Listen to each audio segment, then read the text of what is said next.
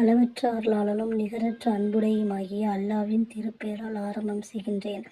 நமது நபி ஸல்லல்லாஹு அலைஹி வஸல்லம் அவர்கள் துவா பரக்கத்தைக் கொண்டும் அவர்கள் வழிவந்த சத்திய சஹாபாக்கள் மீதும் பேசிட்டிருக்க உங்கள் மீதும் கேட்டுட்டிருக்க என் மீதும் அல்லாவின் சாந்தியும் சமாதானம் என்றென்று உண்டாவதாக.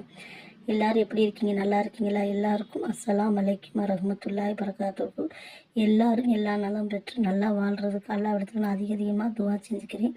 இன்றைக்கி வீடியோவில் நம்ம என்ன பார்க்க போகிறோம் கேட்டிங்கன்னா, கவலைகள் கஷ்டங்கள் கோவம் நீங்கி நம்ம நோய் நம்ம பிரச்சனை எல்லாத்துக்கும் ஒரு சிறந்த திக்ர அல்லாஹ்வோட தூதர் நமக்கு சொல்லி கொடுத்துருக்காங்க. சொர்க்கத்தோட பொக்கிஷம்னே கூறலாம். அப்படி ஒரு சிறந்த திக்ரை இன்னைக்கு நம்ம பார்க்கலாமா? அல்லாஹ்வோட தூதர் நபிகள் நாயகம் ஸல்லல்லாஹு அலைஹி வஸல்லம் அவர்கள் எப்பொழுதும் நமக்கு நல்ல விஷயங்களையும் நல்ல அமல்களையும் சொல்லி கொடுத்துருக்காங்க. சின்ன விஷயமா செஞ்சாலும் அது பெரிய நன்மை வர மாதிரி கற்றுக் கொடுத்துருக்காங்க. அப்படி இன்னைக்கு ஒரு சிறந்த திக்கரை நம்ம பார்க்கலாம். அதாவது என்ன திக்கருன்னு கேட்டிங்கன்னா, லா ஹவுல லா குவத்த இல்லா பில்லாஹில் அலியுல் அலீம் அப்படிங்கிற திக்கரை நம்ம எத்தனை தடவை ஓதணும்? 10 தடவை ஓதுனா போதும். சுபஹானல்லாஹ். 70 கஷ்டங்கள் நீங்கும். 99 நோய்க்கு மருந்து.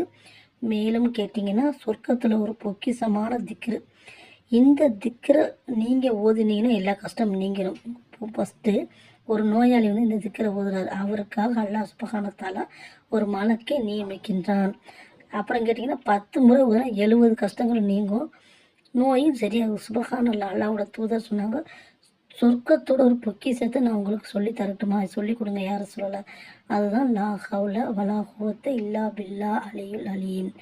இந்த திக்ரை நம்ம அதிகமாக ஓதிக்கிட்டே இருந்தோம்னா அல்லாவை தவிர வேறு எந்த சக்தியும் கிடையாது. இதோட பொருள் சுபஹானல்லாஹ்.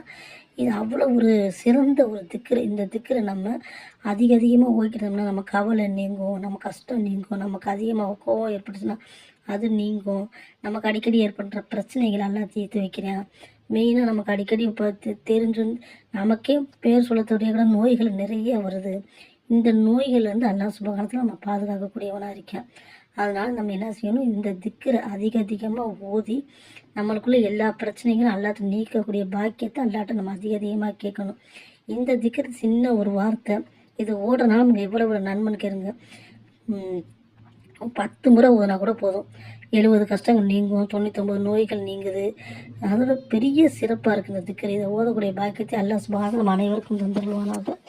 ஆமீன். அஸ்ஸலாமு அலைக்கும் வரஹ்மத்துல்லாஹி வரகாத்துஹு.